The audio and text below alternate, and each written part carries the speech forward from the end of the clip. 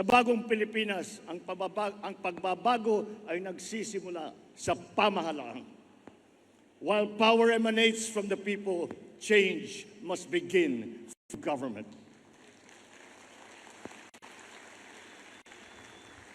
Kaya naman, ito ang aking mga mahigpit na tagubilin sa mga kawani ng gobyerno.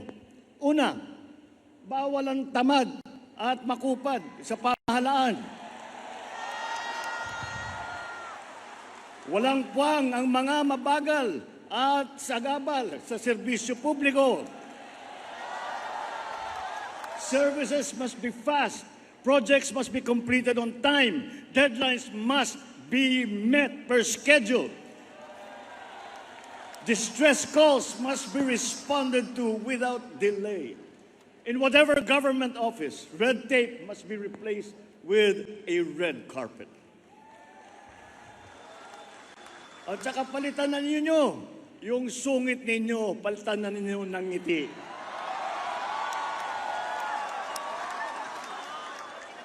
Complex requirements and the processing time must be reduced. Pangalawa, bawal ang mga hindi tapat at nangungulumbat. Kapag pera ng bayan ang nawala dahil sa katiwalian, ang mga taong paglalaanan sana ng pondong naglaho ay nananakawan. Sa bagong Pilipinas, bawal ang waldas. Ang paghahanda, lalo na ang paggugol ng budget ng bayan ay bukas sa publiko at hindi kinukubli. Walang parte nito ang kinukupit o sinusubi. Pangatlo, bawal ang mga pang-api at naghahari-harian. You are servants of the people, not their lords. Huwag nating pahirapan ang taong bayan, bagkus suklian ang kanilang tiwala ng magalang na panunungkulang. So let me reiterate this. Feedback is essential to government.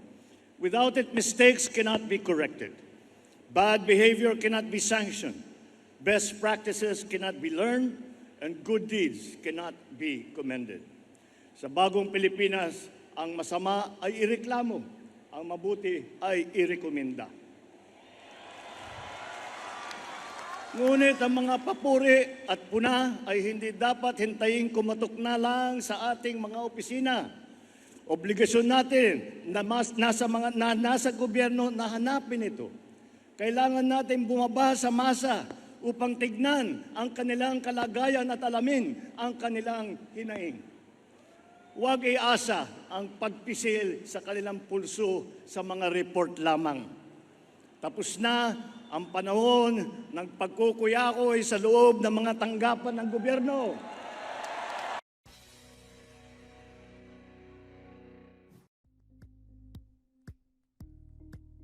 Thank you for watching Politico TV. Please like and subscribe to our channel for more videos.